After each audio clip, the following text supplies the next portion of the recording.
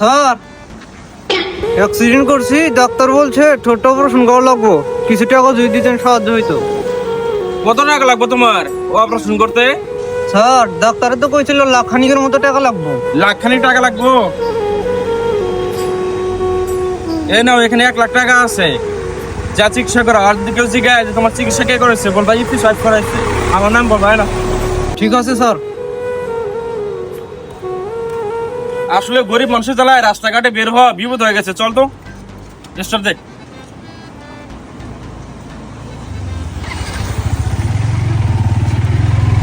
Hello, এই যে 1000 পরিবারের জন্য ত্রাণ সামগ্রী রেডি কর, আর ওদের যা ভালোভাবে দিবি, যাতে ওরা সবসময় আমার নাম বলে।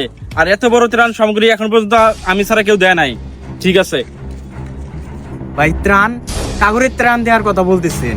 আরে বেটা, তিস্তা বন্যা হয়েছে না, ঘর বাড়ি তো সব বাইসে গেছে গা, ওদের তো খাওয়ান বিভিন্ন সবকিছু অভাব। তাই আমি ভাবতেছি ওদের কিছু ত্রাণ সামগ্রী দিমু।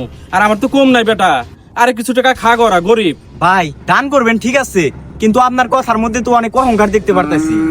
আরে বেটা, আমি যেরকম 2 হাত তুলে মানুষকে দান করতেছি, উপকার করতেছি, আমার অহংকার থাকবে না, কার অহংকার থাকবে বেটা? ভাই আপনি উপকার করতেছেন, উপকার তো করতেছে আল্লাহ, আপনি তো জাস্ট উছিলা। উসিলা মানে? টাকা আমার, দান করতেছি আমি, সব করতেছি আমি, আমি কেন সিলেবার যাবো? এ ভাই আপনি এটা কি কইলেন? আর আপনার ভেতরে তো দেখি অহংকারে ভরা। আর আপনার টাকা মানে আপনার যত ধন সম্পত্তি আছে সব তো আল্লাহর দান। ভাই ছোট ভাই হিসাবে একটা কথা কই, ভাই এখনো সময় আছে, ঠিক হয়ে যান, না হয় অন্য জনের কাছে যে আপনার একদিন হাত পাততে হবে। আর জানেনই তো অহংকার পতনের মূল। আসলে ভাই তুই ঠিক করছিস, এত ধন সম্পদের মোহে পরে আমি অন্ধ হয়ে গেছিলাম, আর যা যা করছি সব ভুল করছি। আল্লাহর কাছে এখন আমার ক্ষমা চাওয়া লাগবে। হ্যাঁ ভাই আপনি আপনার ভুল বুঝতে পারছেন, এইটাই অনেক, চলেন যাই।